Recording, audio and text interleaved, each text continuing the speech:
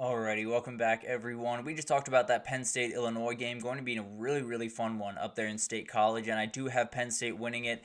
It's going to be really fun. I think that line is a little bit too aggressive. I have them winning it by 10, so not nearly that 18.5 number, but going to be a really fun one in State College, and maybe Illinois can shock the world. Who knows? But we have a couple other games I want to talk about with you guys here, and we'll roll through these a little bit quickly just so we can get through all four. But let's start with Kentucky going to Oxford to play Ole Miss. It's going to be really, really interesting to see how this one plays out because it's going to be a lot of confirming things. It's going to be a lot of figuring out how real Ole Miss is, how bad Kentucky is in some respects, and just figuring out where Ole Miss is on their quest to a national title because they haven't necessarily been tested yet. This will be the first time that there's another defense on the side of the field that is downright terrifying, and we'll figure out how they handle it because there are a number of different things that went wrong in that Georgia game for Kentucky that they missed their shot, and I think they're coming back with a little bit more energy into this one, knowing that they might be able to get a little bit of that energy back in that program. But a couple of the keys to the game, I think time of possession is huge in this one. Kentucky is 22nd in the country, and Ole Miss is 108th. They play two very different styles of football. You got to make sure that you kind of flip it just a little bit if you're Ole Miss. Not necessarily aggressively, but if you can absolutely get a little bit more time possession. And then if you're Kentucky, try to lean it as much in your favor as you possibly can. Keep this Ole Miss offense off the field, and we'll see what happens. But at the end of the day, it's going to be one of those things that maybe you have a little bit more of aggressive of the example here. Maybe Kentucky gets up to 35 minutes a game, and Ole Miss is down at 25. And that's all the difference they need. Who knows? It's going to be one of those things that's going to be really interesting to watch, but I pretty much know for a fact that Kentucky's going to try to slow this one down. And then you got the Kentucky D-line against the Ole Miss O-line. This is really the equalizer for Kentucky. This is the thing that they're able to kind of throw out there and say, if we dominate you in this very specific facet, we're going to have a chance to win the game. That's kind of what happened against UGA, and it could very well happen in this one. This O-line for Ole Miss is good, not great. I think they're a solid unit. I don't think they're at the point where they need to be going throughout the rest of the season, and this is a really good defensive line with Deone Walker and Trayon Ribinka and all of these remarkable players. You have to make sure you keep them in front of you. You have to make sure you win that battle if you're Ole Miss. And if you're Kentucky and you can win it, then things could get interesting in a hurry, and maybe you get that one mistake that you need from Jackson Dart.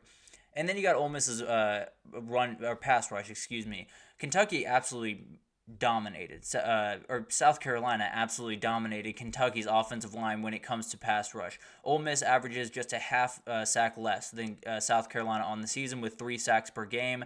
They're going to get after you. Princely Umanmielen is an absolute beast. They also have Sunshireen Perkins, They have a number of players that are going to be a problem if Kentucky cannot get that under wraps. And frankly, I just don't think they're going to be able to. I think Ole Miss is going to be able to win this game. I do think there's going to be a little bit of a moment where people look up and see a 7-point game, a 6-point game, something like that, and then Ole Miss will slowly pull away. I don't think it's going to be anything crazy from Ole Miss, but I think Ole Miss gets the win, shows who they are, and kind of proves to everyone that the first 3 weeks, although they were against inferior opponents, were exactly who this team is.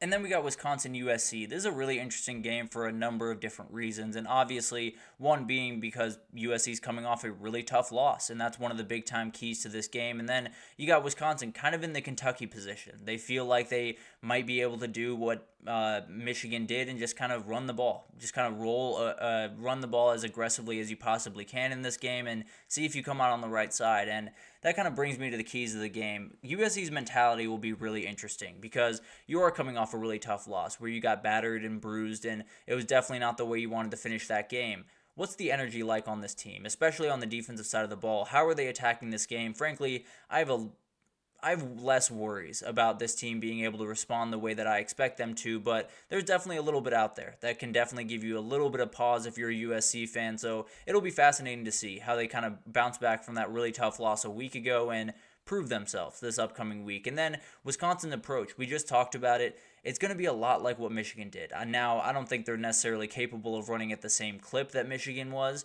but they're going to run the ball. They're going to try to make USC quit in certain respects and see if they can just come out on the right side of things. This is really the way Wisconsin's likely going to have to go about business probably the rest of the schedule, if we're being totally honest. They're going to have to run the ball and then just let the chips fall where they may. So it's going to be really interesting to watch this unfold. I think it's one of those things that if Wisconsin ever had an equalizer, it hypothetically would be running the ball and playing O-line. I don't know if they have that in this game, but maybe they do. And then on the other side, USC's speed. That's going to be an absolute nightmare for pretty much every team they play, but especially a Wisconsin team that doesn't necessarily have the prerequisite athleticism on the back end that a lot of these other teams have. They have plenty of dudes, don't get me wrong, but when you face Zachariah Branch and you face all of these other guys, it becomes a lot harder in a hurry. So I do think USC is going to be able to utilize that. Wisconsin's going to want to play a rock fight. That's the way that they're going to be able to win this game. USC being able to get them out on the edge and kind of create space is probably the way that they're going to go about business. And frankly, I think they're going to be really successful doing that. I don't think Wisconsin has a lot of juice right now. I don't think that run game is really going to be able to get going the way that it really needs to if they're going to be able to win this game. So I am picking USC to bounce back in a big way and kind of show everyone that although that game did not go their way, there are a number of things ahead for this team, and they're getting right back to work, getting focused and making sure that they have everything in front of them. Then you got a really interesting game down there in Auburn, Alabama, because these are two teams that are under weird circumstances right now. Oklahoma just benched their quarterback, Jackson Arnold, for Michael Hawkins. Auburn just had a very weird press week from Hugh Freeze, and I'll just leave it at that for the time being. But it's going to be really interesting to watch this one unfold, not even from a game planning perspective, although that's very interesting as well, just from an energy perspective. How do these two teams look? And that's my first key to the game. Confidence in the locker room. Who is that team that's walking out of that locker room arm in arm and feel very confident in one another? That might just decide this game. I know that sounds a little bit crazy before they even get on the field, but it might just be a mentality thing in this game. Who has taken the last week and all the craziness around their program, all of the people talking not so well about their program, including myself? How do they handle all of that stuff? How do they deal with it? And can they walk out of that locker room and say, we're leaving all of that behind, we're just playing the football in front of us? Whoever can do that is likely going to be the one that gets the win. And then you got to make Michael Hawkins comfortable. If you're Oklahoma and you're Seth Luttrell and you're trying to get into this game, he's going into Jordan-Hare Stadium. He's going into one of the scariest places to play in the entire country for his very first start as a true freshman. If he's not comfortable in this game, it is going to be a long day, and you're going to make Auburn look a lot better than they are. So you got to make sure you get this guy comfortable, whether that's running the ball or passing. Whatever that looks like for him, make sure that he's in a good position to succeed. And that brings me to the offensive game plan. Seth Luttrell, Hugh Freeze, and all of these offensive game plans have to be really good. Oklahoma's defense is going to be an absolute nightmare. For Oklahoma, they just have to make sure that offensive line is not a big factor in this game, and frankly, not a big factor for pretty much the rest of the season. They're going to have to avoid them as much as they possibly can, move the pocket, use quarterback draws, whatever you can to keep this D-line at bay and keep this O-line at least feeling good about themselves. That's the end goal with Oklahoma right now, and I think they're going to be able to do it. I just think this one's going to be gross. I'll be totally honest with you guys. I think it's going to be an absolute rock fight. I don't think there's going to be points until about halftime, if I'm being totally honest.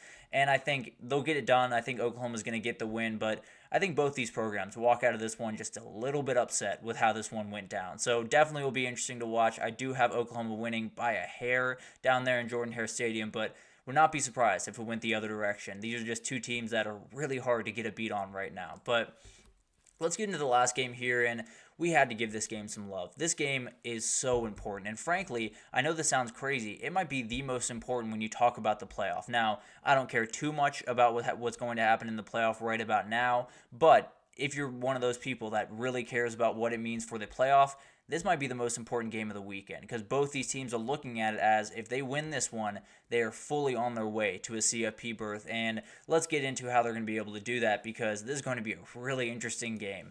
The biggest one is run defenses. You have two guys on both sides of the field, and we'll talk about them here in a second, that are downright terrifying. But overall, these rushing offenses are just terrifying in general. Boise State's 4th in the country, 296 yards. Washington State's 17th in the country, 224. They are going to run the ball. That is what they're going to do, and if you can stop the run, you're going to win the game. Plain and simple, that is the end-all, be-all when you play Boise State or when you play Washington State. That's it. So whoever can do that is going to be successful. Boise State has not been good at doing that. Washington State has not necessarily been great at doing that. So it'll be interesting to see how this kind of develops, but overall, I think it could be a real reality. Whoever has the more rushing yards in this game is winning this game. Whoever allows less is winning this game. So we'll figure out what happens there. And then you got some dark horse Heisman candidates. Frankly, Ashton Jeanty should not remotely be a dark horse, and he is not in my mind, but he's a running back on Boise State, so that makes him a dark horse according to some of the voting members. But at the end of the day, two really, really fun players. Two guys that are absolutely worth your time every single Saturday, not just when they're playing each other. John Mateer coming off a game that was really great. You know, he put up a ton of yards, did a number of really great things. Also gave the ball away a couple of times. Got to be a little bit more careful with the ball. And then Ashton Jeanty averaging over 10 yards a carry, doing absolutely everything for this Boise State offense. If Washington State cannot get him under wraps, then he might just go for 6 touchdowns against them. He's absolutely ridiculous. He's one of those players that, frankly, the second you watch him on a football field, you realize that's the best running back in the country, and there are a number of guys that are around him. He's a difference maker. He would be on every single roster in the country if they could have him right this second. So, love these two players. Cannot wait to see what they can do. And then handling this moment. We talked about it earlier. I think this one is huge for the CFP. I think whoever wins this one is looking at the rest of their schedule and saying, we could go undefeated. We could win our conference in Boise State's case, and I guess in Washington State's case as well. But you could win your conference and then go to the CFP. That is what's on the table after this game because, frankly, I look at the rest of their schedule. They do I believe Washington State has Fresno State. I believe Boise State as well. So still some difficult games ahead, no doubt about that. But you win this one for either of these teams. I think they look at the rest of their schedule and say, we can probably beat anyone on here. So it's one of those games that, yes, it's week 4 and there's only so much importance around it, but you might just come to Selection Sunday and look up and say, that was the game that decided it. Washington State's 11-1 and Boise State is 13-0, I suppose, and they're in the playoff. Or the flip side, Washington State's 12-0, Boise State's 11-1 or 12-1, 11-2, and that's the difference. So it's going to be a huge game, and I think Boise State's going to get it done. This is one that I'm a little bit worried about. I think Washington State's playing really, really good football right now. I worry about that defense. I think they showed a little bit of an opening against San Jose State, and I think Boise State's going to be able to exploit it just that little bit more that they need to. So I'm going to go with Boise State in this game. I think it's going to be a really fun one. I cannot wait to watch this one unfold, and it is a late night one, but I'm more than happy to stay up for this one. Cannot wait for that one to unfold, but let's take our last break here, and when we come back, we're going to get into the Hot Take Thursdays. There are a number of different things that I want to talk about as we get closer to this upcoming week that are just going to be interesting throughout this week, and I think one of them has to do with the playoff and one team just falling out of the playoff race a little bit. So we'll break it down right after this, so stick with us.